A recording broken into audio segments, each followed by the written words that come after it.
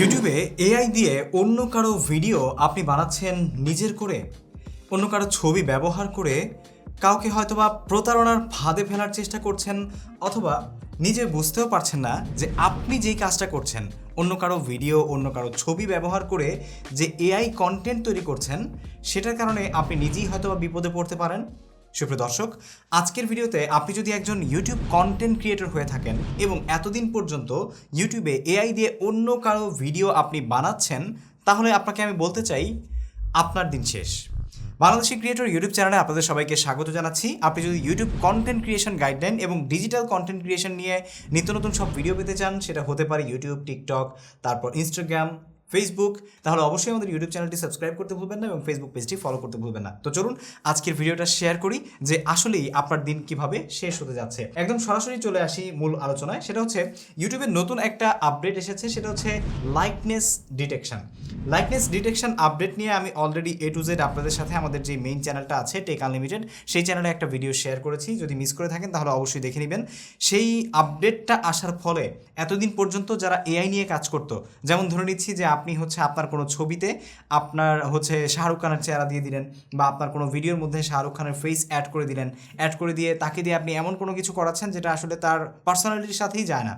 ঠিক আছে, মাঝখানে দেখা গেছিলো যে শাহরুখ খানকে নিয়ে কেউ দেখাচ্ছে যে তাজমহলের সামনে বসে সে চা বানাচ্ছে, ঠিক আছে, বা কখনো কখনো কলকাতায় দেখাচ্ছে যে সে আলু পরোটা বিক্রি করছে।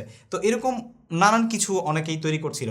ইভেন মাঝখানে কিন্তু ইন্ডিয়ান এক তামিল নায়িকা, তার বিশাল এক কন্টেন্ট বানানো হয়েছিল যেটা নিয়ে অমিতাভ বচ্চন পর্যন্ত কিন্তু আসলে ক্ষোভ প্রকাশ করেছিলেন, যে এটা নিয়ে মামলা মোকদ্দমা অনেক কিছুই কিন্তু হয়েছে। যারা ভারতবর্ষের নিউজ সম্পর্কে জানেন তারা কিন্তু জানেন। সো এই ধরনের প্রবলেমগুলো যাতে তৈরি না হয়, এগুলো যেন প্রিভেন্ট করা যায়, সেই জন্য ইউটিউবে এই লাইকনেস ডিটেকশন যেই আপডেটটা সেটা আনা হয়েছে।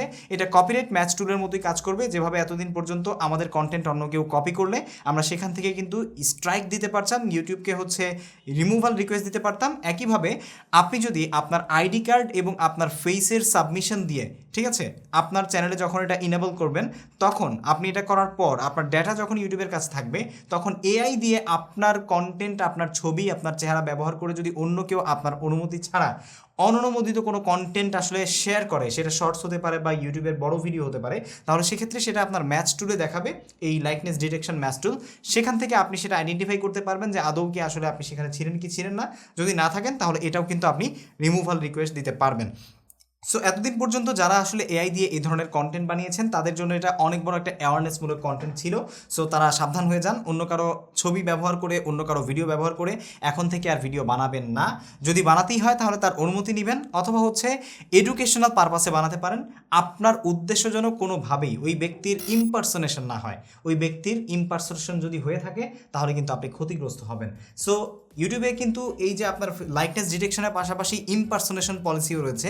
যদি একসাথে এতগুলো পলিসি আপনার চ্যানেলের উপর আরোপ করা হয়, তাহলে কিন্তু আপনি 3টি স্ট্রাইক খেতে খুব বেশি একটা সময় লাগবে না। আপনার চ্যানেল টার্মিনেশন, আপনার স্বপ্ন ধ্বংস হয়ে যেতে পারে যে কোনো সময়। যদি আপনি অবশ্যই নিজের কন্টেন্ট নিয়ে অ্যাওয়্যার থাকেন, তাহলে অবশ্যই এটা মেনে চলার চেষ্টা করবেন। আশাবাদী আমাদের আজকের এই ভিডিও থেকে আপনি এতটুকু হলেও নতুন কিছু জানতে পেরেছেন। যদি ভিডিওটি ভালো লেগে থাকে এবং ইউটিউব সম্পর্কে এরকম ছোট থেকে ছোট, বড় থেকে বড়, সূক্ষ্ম থেকে সূক্ষ্ম বিষয়গুলো আপনি আরও জানতে চান, তাহলে আমাদের বাংলাদেশি ক্রিয়েটর ইউটিউব চ্যানেলটি সাবস্ক্রাইব করতে ভুলবেন না। দেখা হচ্ছে পরবর্তী ভিডিওতে। আসসালামু আলাইকুম।